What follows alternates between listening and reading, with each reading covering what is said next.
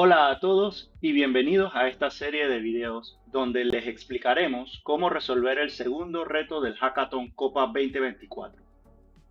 En este video exploraremos la estructura del archivo que se les entregó el día de los retos, los datos más relevantes que contiene, las instrucciones específicas, los parámetros de configuración y las herramientas recomendadas. Además, te daremos algunos consejos sobre cómo interpretar la información para organizar el trabajo y optimizar el tiempo para resolver el segundo reto del Hackathon Copa 2024. Acompáñenos en esta revisión detallada para que cuenten con todo el conocimiento necesario. Comencemos.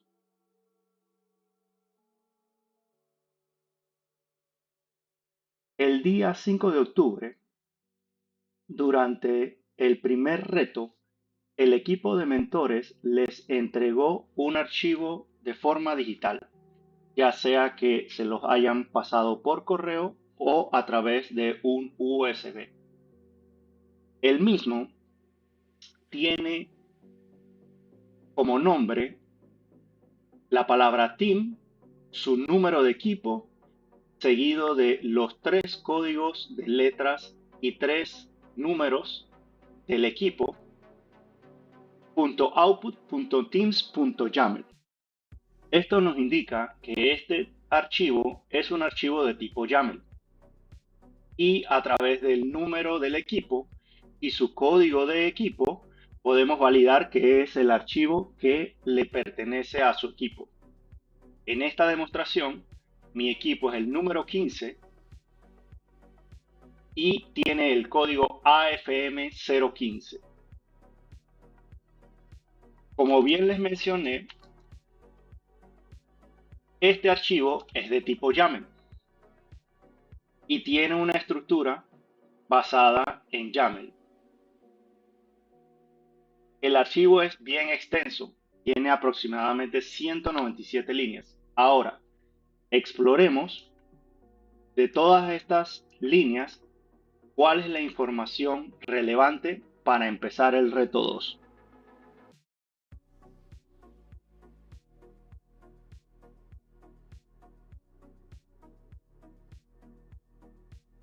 Les sugiero que utilicen VS Code con algún tipo de intérprete para YAML o cualquier herramienta o editor de texto que tenga la capacidad de hacer parsing o interpretar el archivo YAML. Utilizando una herramienta como VS Code, nos permite colapsar toda la información jerárquica contenida dentro del archivo YAML. En este caso, voy a colapsar la primera jerarquía, la cual nos indica que contiene la palabra exam, infraestructura y retos. Dentro de la parte o la jerarquía de retos, vemos que existe URL, reto 1, 2 y 3. Estos URLs presentados en cada uno de estos retos son los URLs del repositorio en GitHub con la narrativa para poder resolver el reto. De igual forma, en la parte de exam tienen dentro de exam URL, reto 1, 2 y 3, los URLs para abrir el examen teórico que había que resolver durante el reto.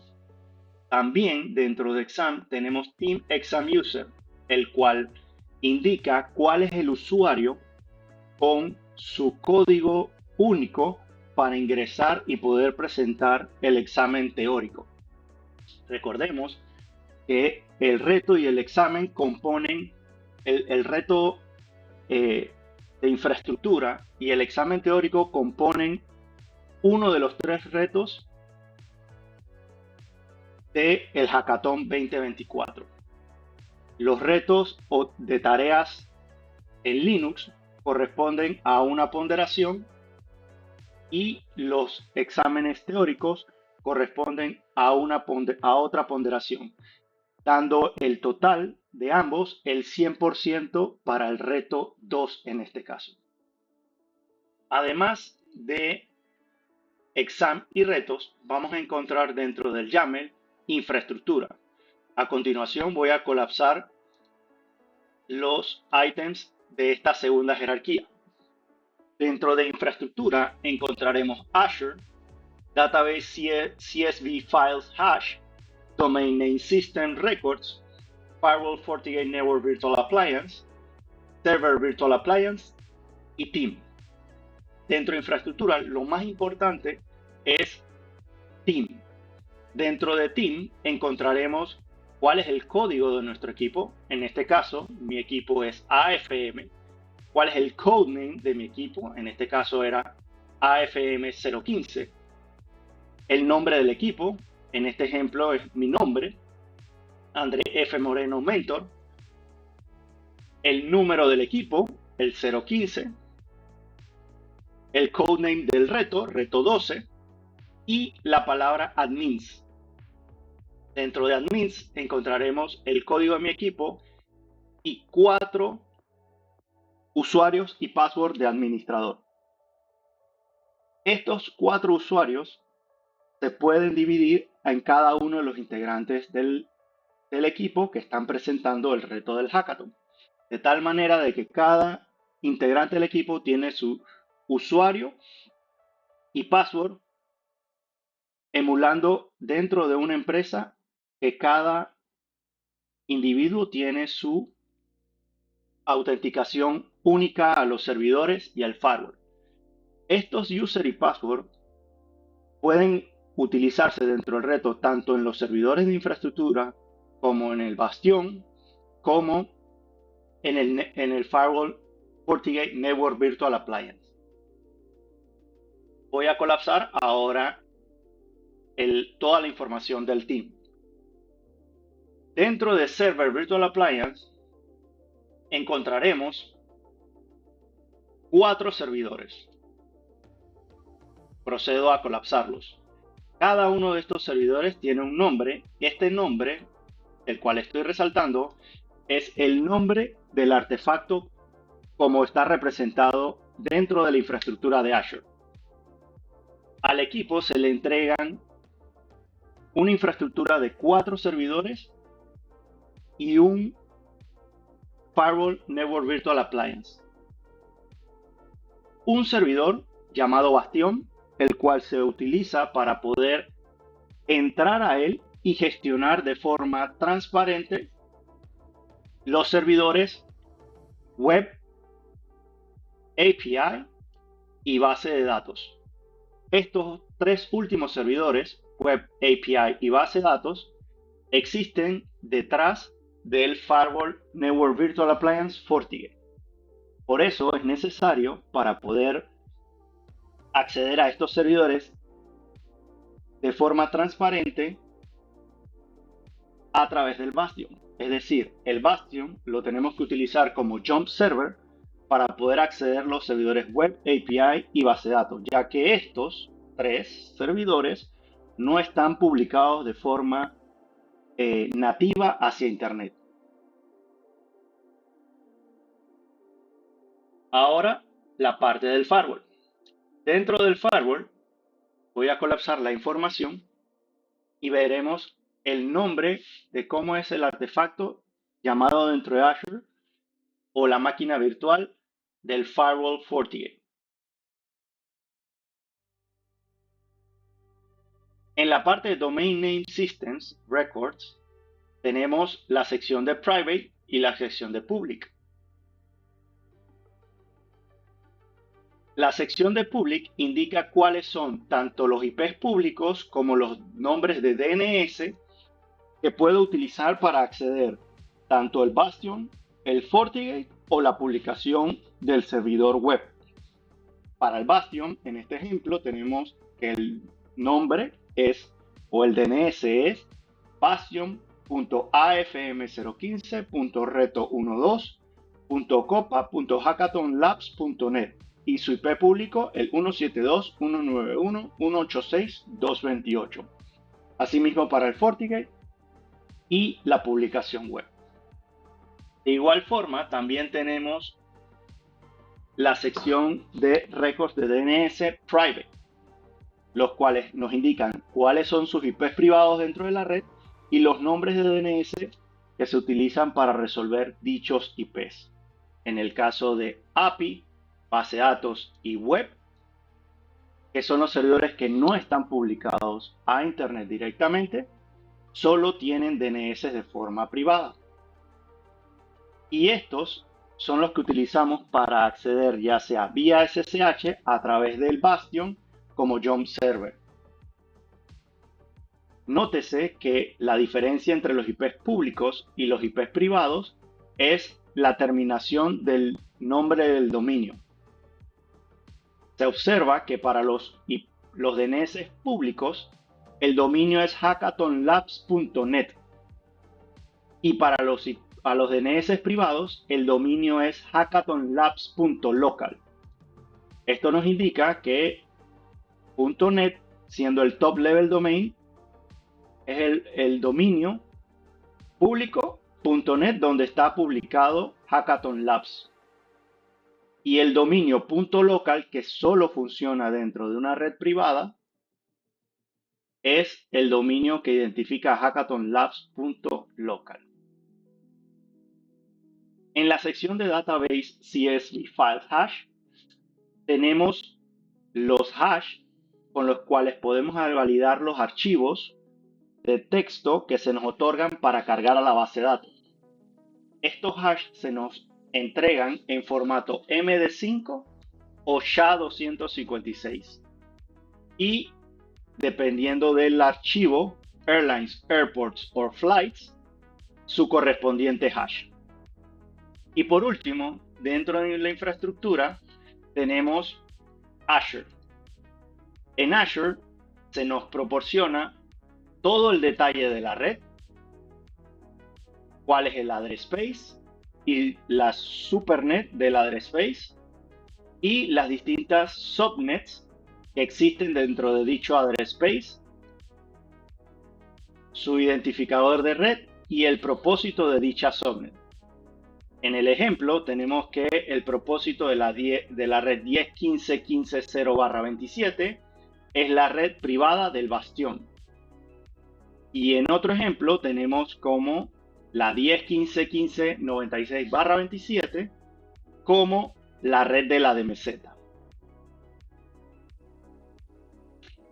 Dentro de DNS tenemos lo necesario para poder trabajar con el DNS o el servicio de DNS donde está publicado el top level domain de su infraestructura.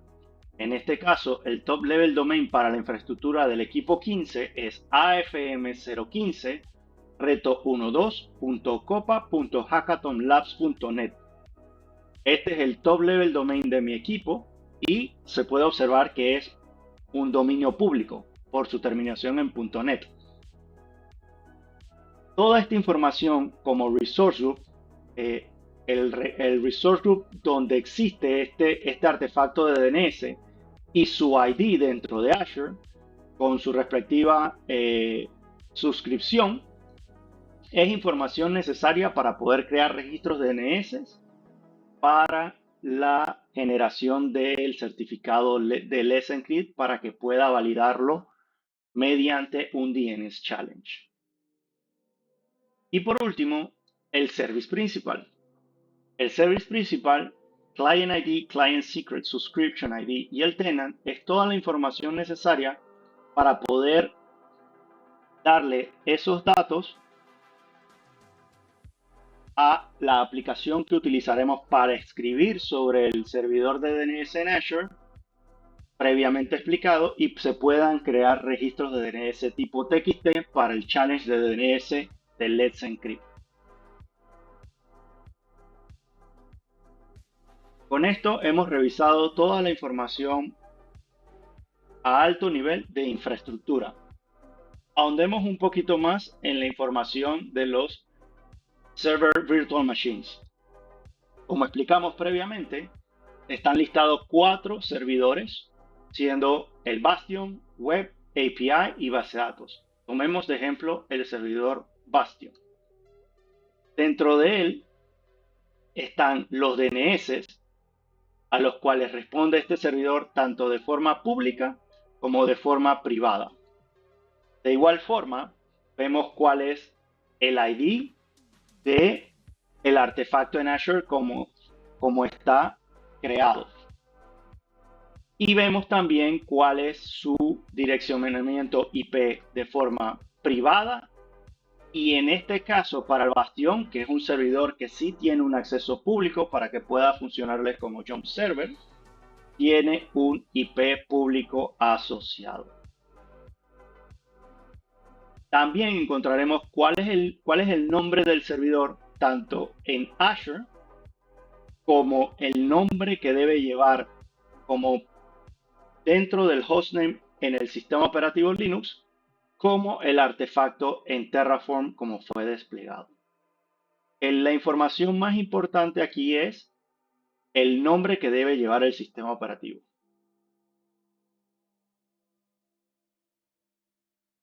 Ahondemos un poquito más en uno de los servidores privados, en este caso el de base de datos.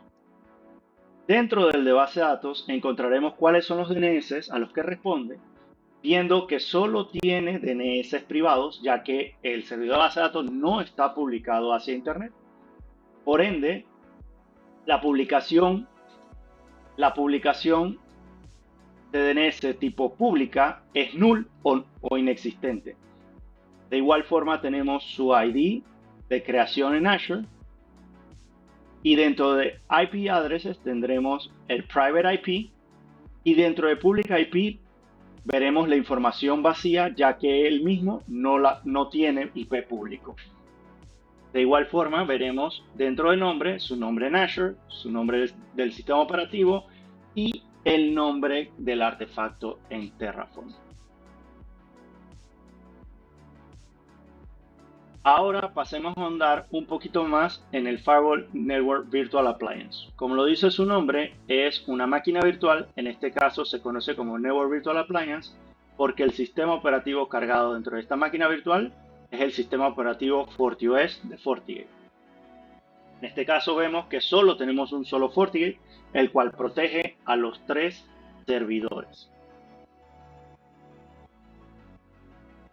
Dentro de la información del FortiGate veremos que tiene un DNS privado y un DNS público, porque el FortiGate está de cara a Internet protegiendo los servidores web, API y base de datos. Tenemos el ID de Azure, donde está descrito cuál es el ID con que está creado dentro de Azure como artefacto. Y dentro de su IP address tenemos lo que es el outside, el private address y el public IP address. El outside nos describe cuál es la interfaz de red de cara a Internet y cuál es el IP privado que tiene configurado dicho firewall y cuál es el IP público que tiene ese IP privado asociado. De tal manera de que este es el IP público con el que se accede al FortiGate desde Internet. En Private IP Address podremos encontrar 3 IPs privados.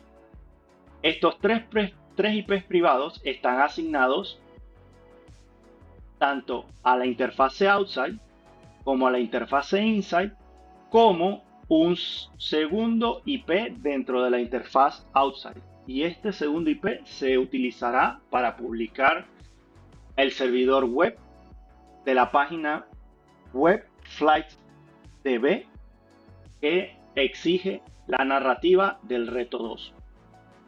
Y vemos los public IP addresses que van a corresponder a esos dos IPs,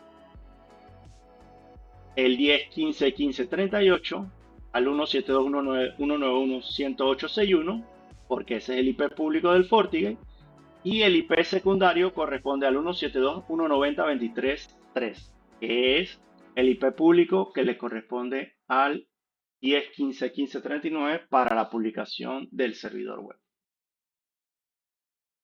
Con esto hemos revisado en profundidad toda la información que contiene el archivo de YAML de su equipo para poder resolver el reto número 2 del Hackathon Copa 2024.